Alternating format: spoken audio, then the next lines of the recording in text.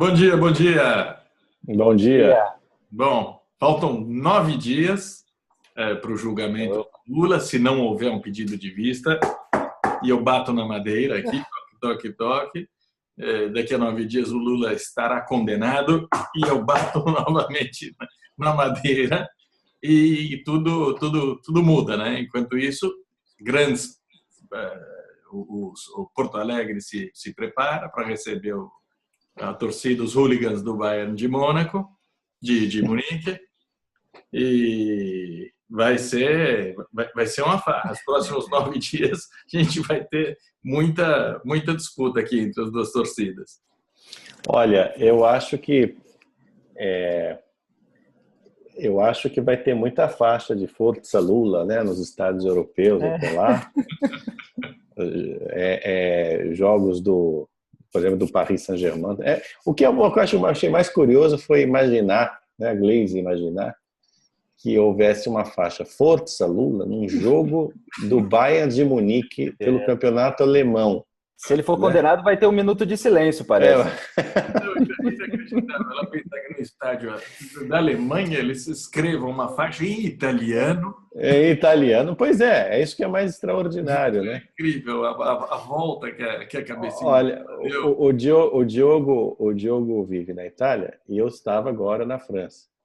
Glaze, Lula não tem a menor importância. Não é assunto. Aliás, no Brasil não é assunto. O único assunto na França é o Neymar, evidentemente. O Lula não é assunto nem no Brasil. Nem no Brasil. Considerar o fiasco que foi. O Felipe acompanhou. O Felipe estava no site no fim de semana. Ele acompanhou o fiasco da manifestação preparada pela Gleisi Hoffmann, né? No dia 13. No sábado, em Porto Alegre. O dia em defesa da libertação do Lula, ou em defesa da candidatura do Lula, que sei lá o nome que eles deram, de mobilização. Você viu as imagens daquela melancólica reunião de torcedores do Bayern em E o que eles fazem Alegre? E o que eles fazem é divulgar fotos em close, né? Aquelas tomadas bem pertinho para mostrar para parecer que tem muita gente. Foram uns fiascos as caravanas do Lula por Minas Gerais, pelo Nordeste, pelo Rio de Janeiro, em termos de público, assim. A gente não viu em nenhum momento uma multidão. Foram fiascos também as mobilizações para os interrogatórios do Lula pelo Sérgio Moro 2 vezes. Agora eu achei que o PT teria aprendido a lição e não ia divulgar números antecipadamente para não ser considerado um fiasco depois. Mas o antagonista tinha publicado que eles estavam divulgando 30 mil, nesse fim de semana divulgaram que seriam de 20 mil a 50 mil. Então já tem uma margem de erro de 15 mil para mais ou 15 mil para menos. O antagonista comeu barriga, porque o cálculo anterior era de 80 mil. Eles foram diminuindo de 80 para 60. Depois... Vocês sabem que eu estou até me animando a fazer festa de aniversário, né? Porque é possível que Mário, tenha até mais amigos, né, do que o Lula atualmente. Gente disposta a vir. Eu nunca fiz festa de aniversário, porque eu não tenho amigos suficientes. Se fosse festa de aniversário para inimigo, encheria, né? Mas para amigo, não tá. Eu acho que eu vou começar a fazer, cara. Porque, você pode reunir os 3 amigos na sala, fazer uma... E vai aparecer mais gente. Vai aparecer mais gente do que... Né? É impressionante, viu? Lula, obrigado. A minha autoestima subiu um pouco. Aumentou um pouco depois das manifestações, né? Agora não pode, como você bem notou, Felipe, no site... Agora eles já estão criando pretexto para eventuais distúrbios, né, violentos que possam ocorrer em Porto Alegre. Porque isso, apesar da gente aqui brincar realmente com esse número ridículo, né, de apoiadores do Lula que estão dispostos sempre pode haver, né, bagunça, e é importante mesmo que Porto Alegre se prepare para conter qualquer marginal que tente tumultuar ali o troço, né? Agora, é uma palhaçada, né? Vai comissão de petista para falar com Thompson Flores, né? O presidente do TRF4. A propósito dos riscos, o Thompson Flores agora está reunido com a Carmen Lúcia, vai se reunir também com a Raquel Dodge, para detalhar todas as ameaças que foram sofridas exatamente. pelos embargadores. A gente conhece as ameaças públicas, que são piores, inclusive, do que as que eles provavelmente receberam anonimamente. Mas as públicas já são apavorantes, né? Porque deixam muito claro que a desconsideração, o apelo à desordem institucional. Bom, escute, o Sérgio Moro... O Sérgio Moro, atacado o Sérgio Moro anda... Veja, o Sérgio Moro, o Marcelo Bretas, eles andam cercados de miganha, de policial federal. Veja, a prova de que se trata de uma máfia, mais uma prova, é essa aí. Aliás, uma prova muito eloquente, né? Porque juiz que está julgando agente público, né, ter que se cercar de guarda-costas e receber ameaça de morte, esses agentes públicos são mafiosos, né? Ou pelo menos o pessoal que cerca esses agentes públicos, né? E ser capaz de fazer um troço desse, é porque é mafioso, né?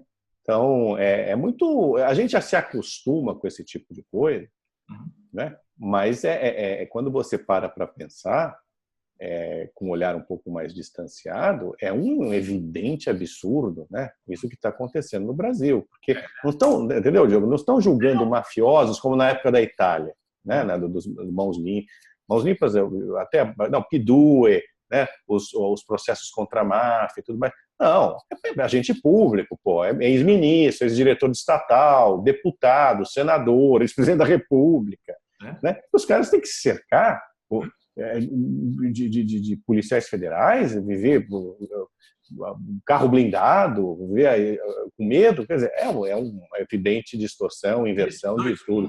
Esses dois mundos não se tocam, quer dizer, o mundo fictício do PT, de que há uma comoção nacional em defesa não tem. do Lula, não existe. É a ficção da torcida do Bayern, né? Mas a quadrilha existe, a quadrilha armada que tem um braço na justiça, um braço na criminalidade, um braço na imprensa. Essa daí, de fato, existe. E olha, é ameaçadora. Um jornalista, uma vez, numa reunião com o velho Olavo Setúbal, né, o banqueiro que foi prefeito de São Paulo, ele foi a um jornal, não vou citar nomes, foi a um jornal, né, e para um almoço, e almoçando com os diretores do jornal, com o dono do jornal e com um articulista muito importante do jornal. Esse articulista começou a falar sobre a situação brasileira.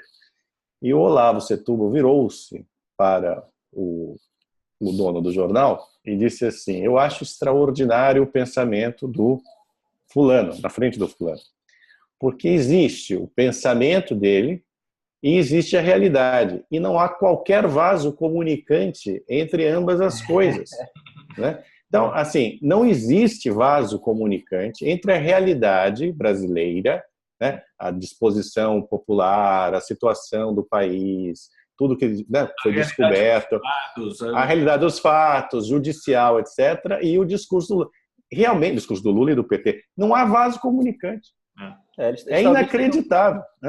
Eles talvez tenham mais militantes, inclusive infiltrados na máquina pública, como o Diogo está falando, do que apoiadores espontâneos, né? E quando tem, os apoiadores são normalmente pagos aí com mortadela também. Seria bom, inclusive, ter aqueles repórteres lá infiltrados nessas manifestações perguntando de onde vieram essas pessoas, com que intuito. Agora, em relação à segurança, eles chamaram, vai ter a Brigada Militar lá do Rio Grande do Sul, chamaram forças policiais das cidades vizinhas. Eu acredito que vai ter realmente um esquema de segurança suficiente para conter esse pouco fluxo de petistas e derivados aí. Mas os petistas estão fazendo essa pose de pacifistas, isso que vocês estavam comentando, que eu observei no site, esse jogo duplo, faz reunião, não, estou pregando o pacifismo, agora sempre tem aquele comentário final. Mas não podemos não temos como controlar as massas, a revolta é muito grande, aquele papo de mafioso, né? E depois de o José Dirceu fazer uma convocação igual o Che Guevara, né? Pregando o ódio como elemento de luta, a revolta, vamos usar isso para combater nossos inimigos. Então, eles fazem a pose de pacifista de um lado, mas estimulam a baderna do outro, e um desses líderes aí de tropas de vândalos é o Guilherme Boulos, que estava tuitando ali nesse fim de semana contra acho que foi o presidente do TRF4, dizendo agora é tarde para falar contra conflitos. Então, quer dizer, ele está estimulando realmente os conflitos. Todo o discurso deles é nesse sentido, quer dizer, deslegitimação. Mas você sabe, essa campanha do cadê as provas? O que eles estão falando? Estão falando que o Lula é um injustiçado, é um mártir, que está sendo... Todo mundo sabe. De novo, não há vaso comunicante entre o triplex do Lula e a defesa dele feita por meio dos advogados que ganham ampla repercussão na imprensa.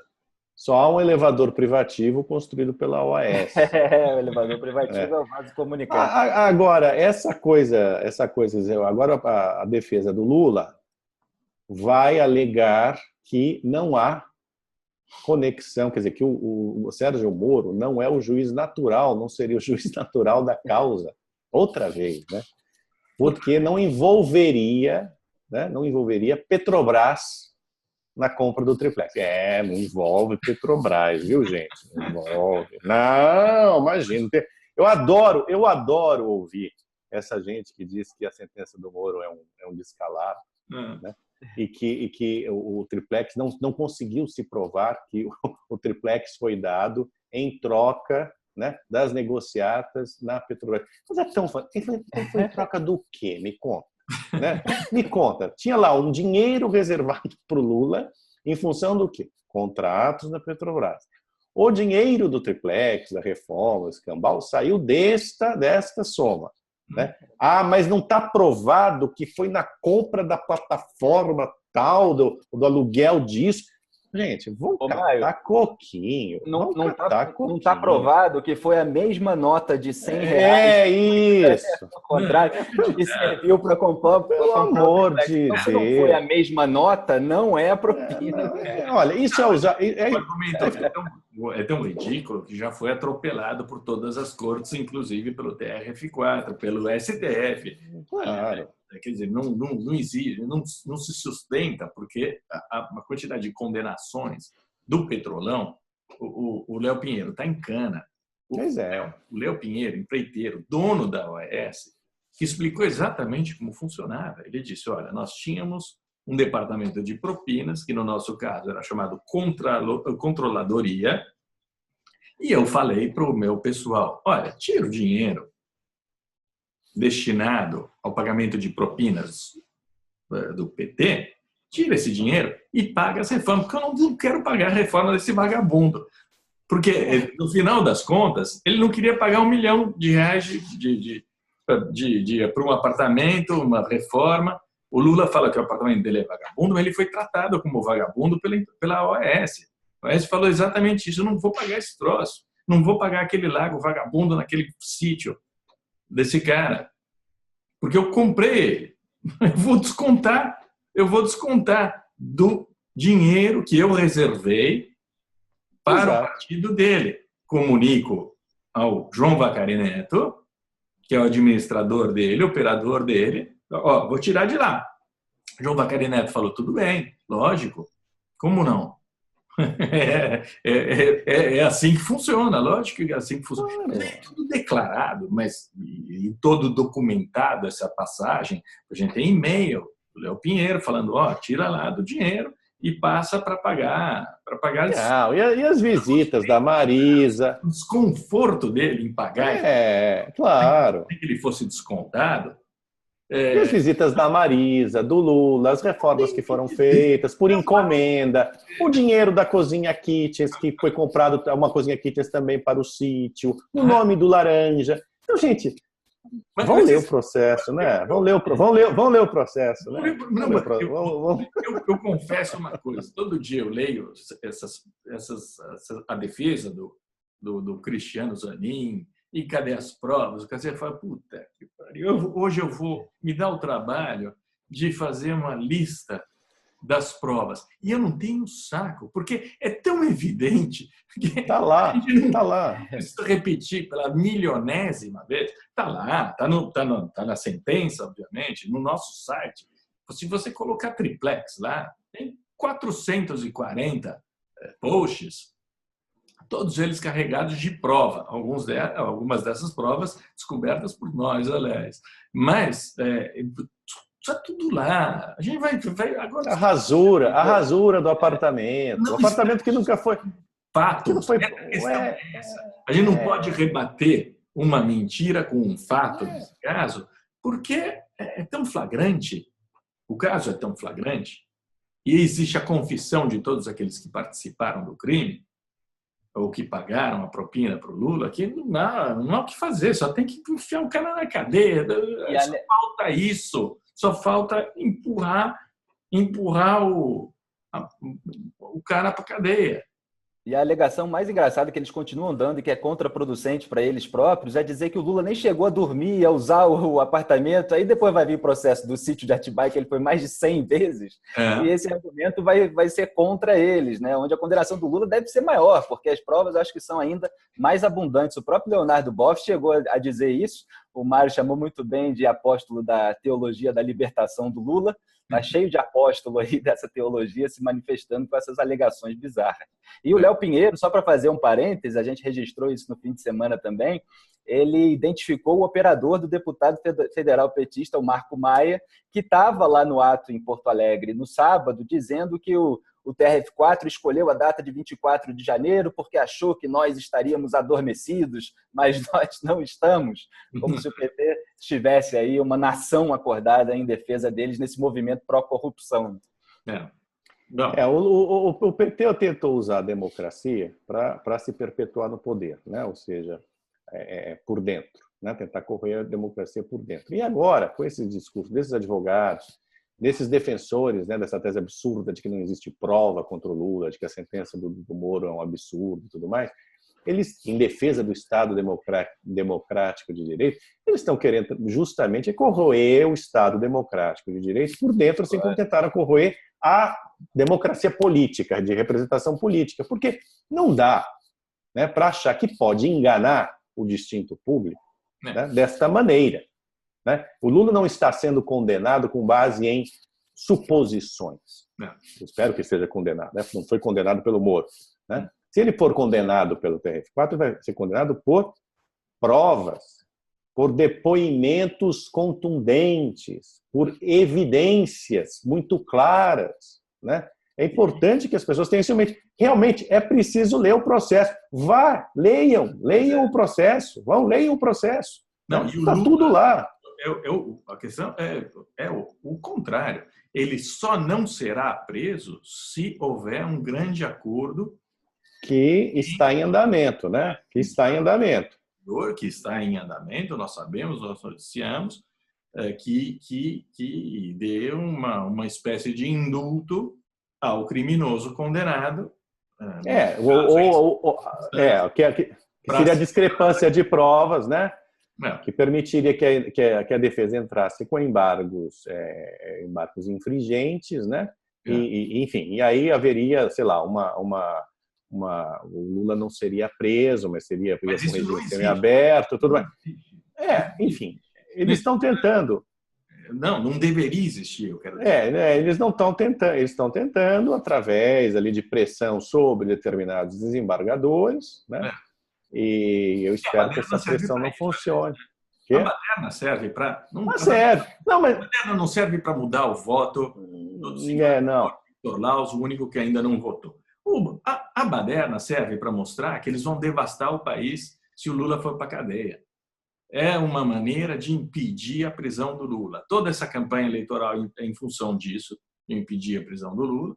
Essa campanha eleitoral fictícia, porque a gente sabe que o cara está condenado a não ser candidato, e tenta-se construir um discurso, uma narrativa que justifique esse indulto especial ao comandante Máximo Dorfrim. Vai ser uma avacalhação mortal para o país. Mortal.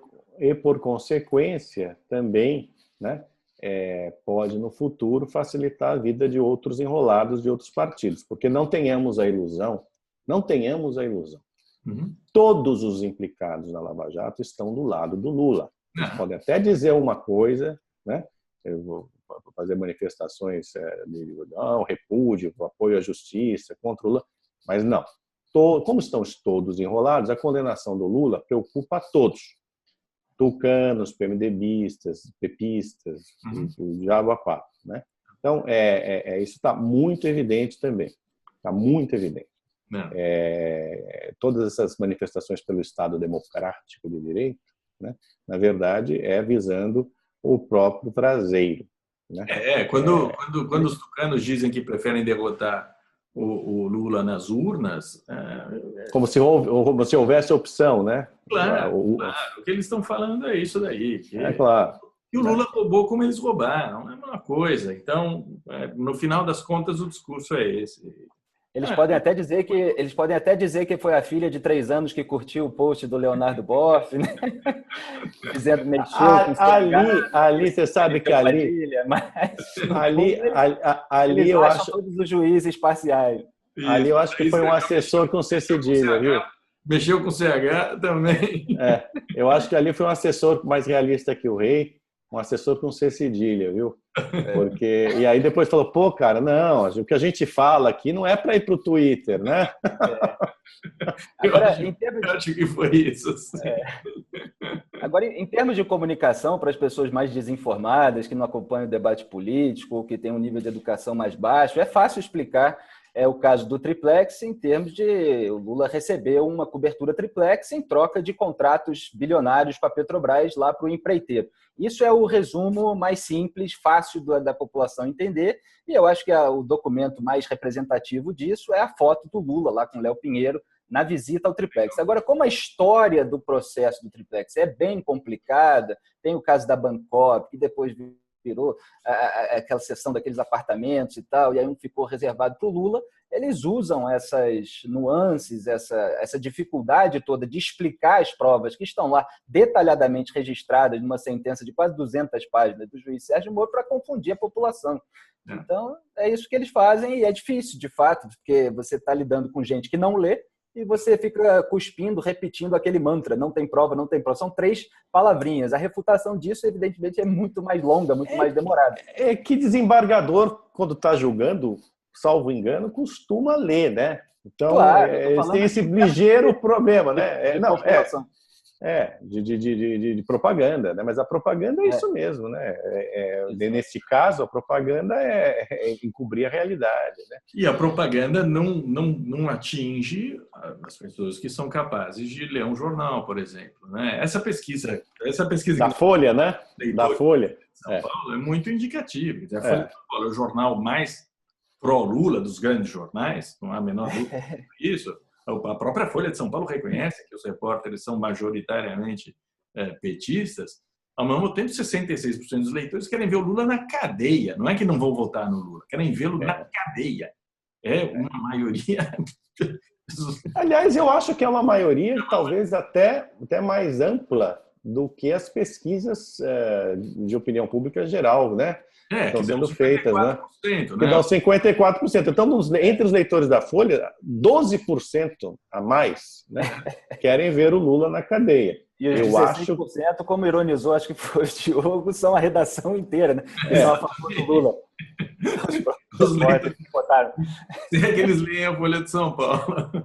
É incrível, hein? 66% dos leitores da Folha querendo ver o Lula na cadeia. É um número espantoso. É espantoso, porque... É o jornal da burguesia... Aliás, eu acho que o Estadão deveria fazer uma pesquisa também entre seus leitores para saber quantos gostariam de ver o Temer processado, né? Isso seria bastante interessante. Bastante interessante. Não é exatamente a linha editorial do jornal, né? Não tem sido. Não tem sido, né? Seria bom que eles pesquisassem. Nós, olha, no Antagonista, o vaso comunicante entre a redação e os leitores... Bate, né? Impressionante. 100%. Aqui é 100%, não tem jeito. A nota é 100%. A gente é muito xingado porque a gente debocha de todos os candidatos. Então, a gente desperta a raiva e, às vezes, a reação muito acalorada de alguns leitores. sobretudo os eleitores do Bolsonaro, eles têm uma relação muito estranha conosco, né? Uma semana eles amam o site, na outra semana eles detestam, que é o computador pela janela. Mas isso daí não importa, a gente vai continuar batendo no Bolsonaro assim. Não, a questão do Bolsonaro é simples, né? A gente trata o Bolsonaro como candidato, que ele cobre, né? Como notícia, porque os outros não tratam como notícia. É evidente que o Bolsonaro ele sofre, sim, uma perseguição por parte da imprensa, ou é ignorado, e a gente não ignora nem persegue. Agora, Bolsonaro, não dá para achar, né, que você não se iguale ao Lula. Né?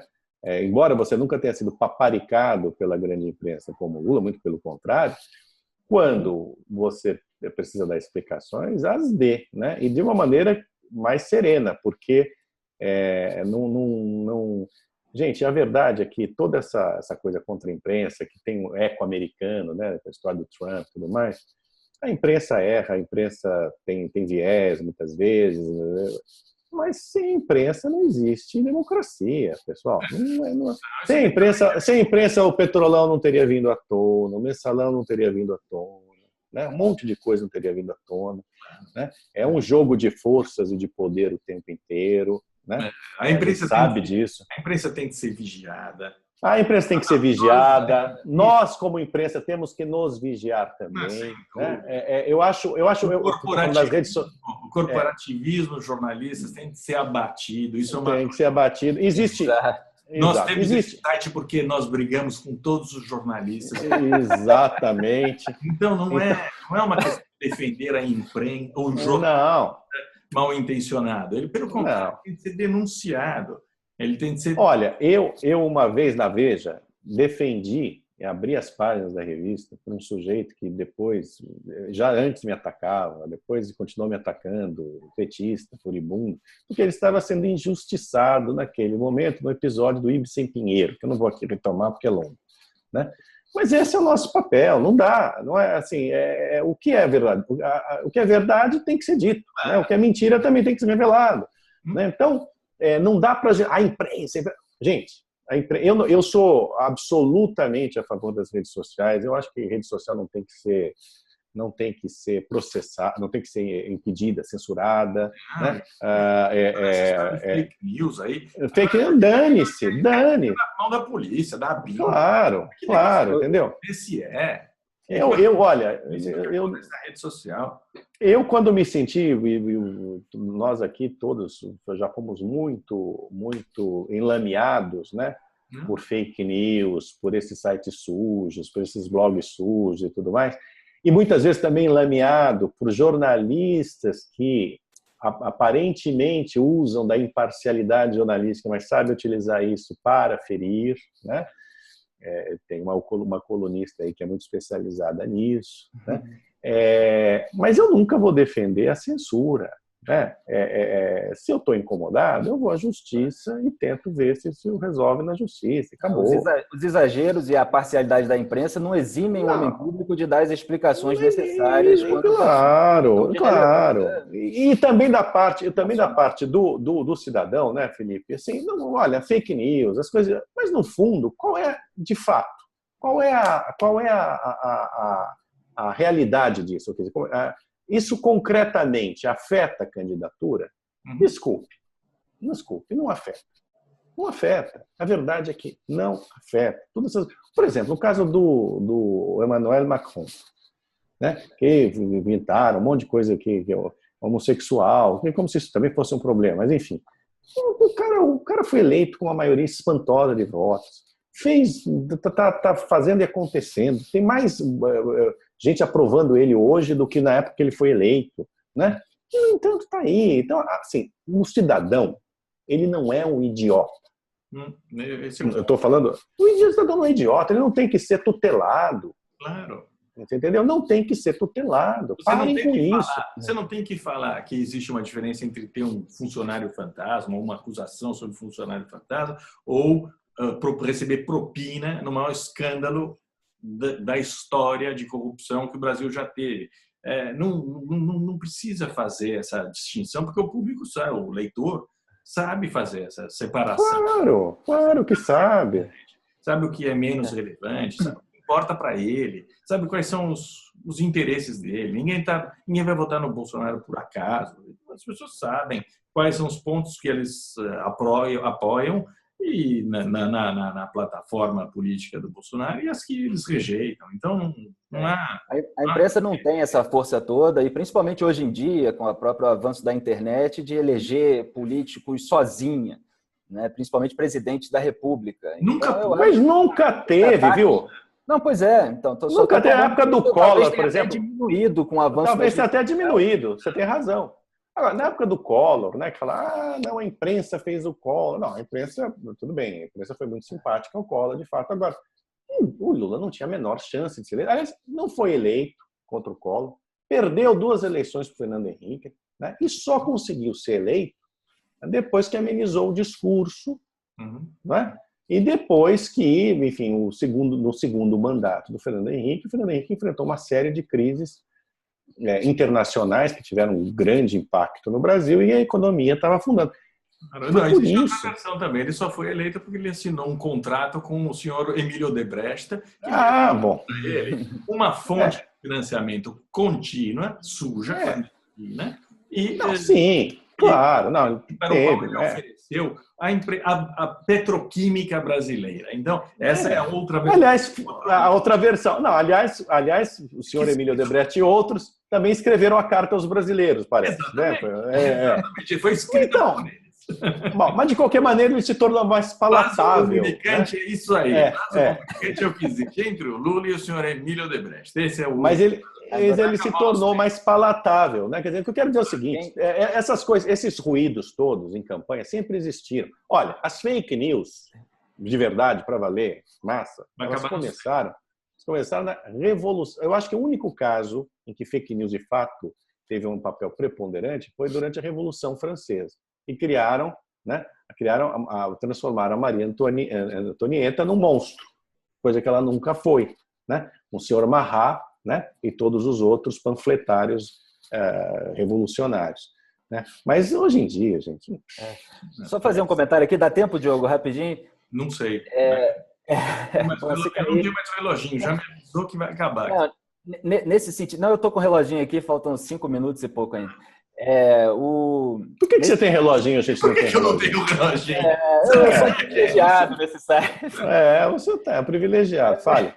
Quem fez muito bem esse negócio de minimizar o papel da imprensa, em termos assim de análise puramente de marketing político e de reação a ataques ou notícias, foi, goste ou não dele, odeie-se ou não ele, o Marcelo Crivella, prefeito do Rio de Janeiro, nas vésperas da eleição para a prefeitura, ele estava disputando o segundo turno com o Marcelo Freixo, a Veja deu uma capa com a foto do Marcelo Crivella preso, com aquele número, aquela foto de presidiário mesmo, de 20 anos antes, uma coisa assim, que ele nunca tinha revelado. E aí o Marcelo Crivella, para reagir, foi um escândalo e tal, né? Foi a capa da Veja nacional. O cara é candidato a prefeito do Rio de Janeiro. E aí ele fez gravou um vídeo para o Facebook, totalmente diferente dessa irritação que o Bolsonaro mostra e que eu não acho boa para ele, mas também não acho que vai desidratar a candidatura dele em função só desse tipo de reação. Mas ele gravou assim, olha, você com a maior tranquilidade, a maior serenidade, muito cobra criada, né? Olha, vocês devem estar se perguntando sobre a capa da revista Veja. Aquilo aconteceu 20 anos atrás, houve uma ocupação lá e tal, houve uma discussão, eu acabei sendo levado para a delegacia, eu nunca fui preso, com a maior serenidade, assim, em termos de marketing político, aquele vídeo é uma aula de você minimizar um escândalo, né? E é uma amostra disso que a gente está falando, o sujeito consciente de que aquilo ali não era o fim da carreira dele, não era o motivo de ele perder a eleição, e ainda usou aquilo a seu favor nas vésperas da eleição e foi eleito. Entendeu? Então, falta muitas vezes essa serenidade para explicar, mesmo que seja uma explicação farsante, né? É a experiência, o traquejo político para lidar com um certo tipo de notícia de ataque. O que eu não gosto de ver é isso. Eu acho que assim, a gente está abordando de vários aspectos, mas assim, o que eu não gosto, eu acho injusto, é você atacar a imprensa em bloco, como se todos os jornalistas fossem tivessem um viés errado, fossem mal intencionados e tudo mais, porque esse, no fundo, é o discurso petista hoje, né? Eles acham que assim, a culpa é da imprensa, que os fatos não existiram, que foi tudo inventado, né? Então tem que tomar cuidado para não se igualar, né, a essa gente aí, porque de fato não é democrático, não é justo, né? Não reconhece o papel que a imprensa tem essa guerra, a imprensa tem mentira, tem um monte de coisa, mas no âmbito, se você olhar no aspecto geral, né? Pô, todos esses escândalos, gente, só vieram à tona por causa da imprensa. O Mensalão só veio à tona por causa da imprensa. O Petrolão, a Lava Jato não teria ido adiante se não fosse pelo papel da imprensa, eu digo de uma parte relevante da imprensa. Né? E quanto a ameaça do Bolsonaro de cortar o financiamento público à Folha de São Paulo, esse é o motivo pelo qual o antagonista não aceita propaganda estatal. Exato. A gente não se sujeita. E é a maneira mais simples, mais direta, para que a imprensa mantenha a própria autonomia, a própria independência, não depender do financiamento estatal. Olha, para vocês terem uma ideia, claro, para vocês terem uma ideia, na época do Mensalão, o PT cortou toda e qualquer publicidade estatal na Veja. Mas a Veja não dependia de publicidade estatal para existir na época, né? A Veja era um portento, né? A publicidade oficial representava 1% do faturamento publicitário da Veja, para vocês terem uma ideia. Mas representava 14% da Editora Abril. Isso fez com que os maiores inimigos da Veja não fossem os inimigos de fora, fossem os inimigos de dentro, né? Aliás, muitos hoje chutam o PT, né? Porque é muito fácil chutar cachorro morto, mas na época. Enfim, é isso aí. Vai acabar aqui. Tchau. Tchau. Um abraço. Um abraço. Tchau.